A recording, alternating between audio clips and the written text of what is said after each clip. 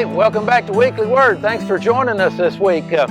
We're here on Missionary Ridge looking at some of the cannons and the monuments from the Battle of Missionary Ridge in November of 1863.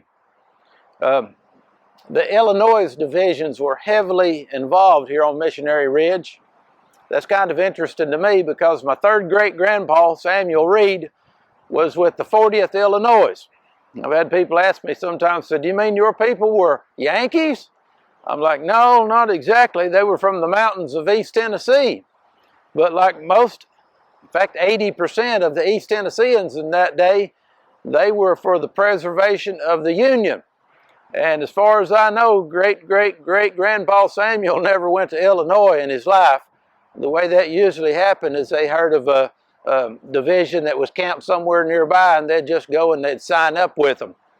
I was blessed to find a book written by one of his fellow soldiers about the travels of the 40th Illinois, and it's really interesting to me. They fought at the Battle of Shiloh, which was a bloody mess, and then they came over here to Chattanooga, and they ended up going to Knoxville. And when they came back from Knoxville, he was with Sherman the whole time, and they came down through Tellico Plains, where he destroyed the grist mill at the mouth of Turkey Creek at the confluence of the Tellico River, which belonged to the other side of my family today.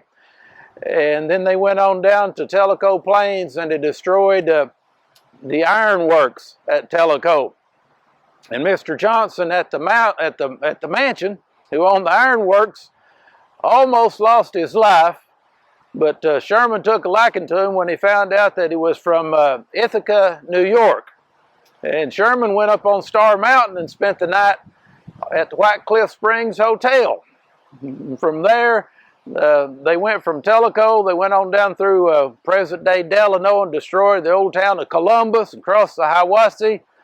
And Sherman, of course, you know the story, they ended up going on down to Atlanta and over to South Carolina to finish off the war. But that war was over a century and a half ago, and it's kind of like some folks are still kind of fighting that war. We're still divided about it.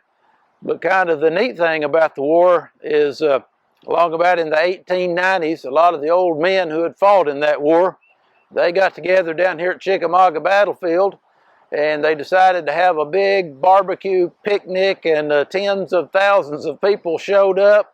And the old soldiers were fellowshipping with one another, and their point was they wanted the rest of the nation to realize the war's over with, and we're one nation under God now, and we got to stop being divided about that. The soldiers were some of the first ones to realize that, hey, this thing's over with, and it was a mess and a mistake all the way through anyway, but it's over with, and folks are trying to take us back into it. But here's what I like about here on Missionary Ridge to honor the Illinois divisions is they set up this giant monument. And we're going to go over here and I'm going to show you this monument. It's really cool right here behind the war cannons is the Peace Monument. So let's go over here and look at the monument. Hey, here we are at the monument. I call it the Peace Monument, but it's, I think, officially the Illinois Monument. Not to be confused with the Reconciliation Monument over at on Lookout Mountain, but it is a monument to peace. If we look all the way to the top, we find Lady Peace holding out the olive wreath. But that's what we celebrate. We don't celebrate wars. We celebrate peace. We celebrate victory for freedom and peace. Don't ever forget that. Sometimes war is a necessary thing in this fallen world that we live in because there's evil all around us, and it takes war sometimes to preserve peace. But the great celebration is always peace.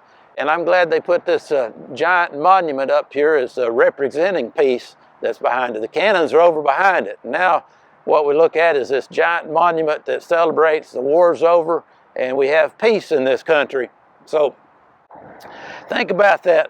You know, wherever you were saved at, and I hope you have been saved, is you can put up a monument in your heart that's where peace was made between you and God, thanks to the cross of Christ. And that's what we celebrate as Christians, is that, hey, we've made peace with God because Jesus did that for us, and we trust in that. See you next week on the Weekly Word.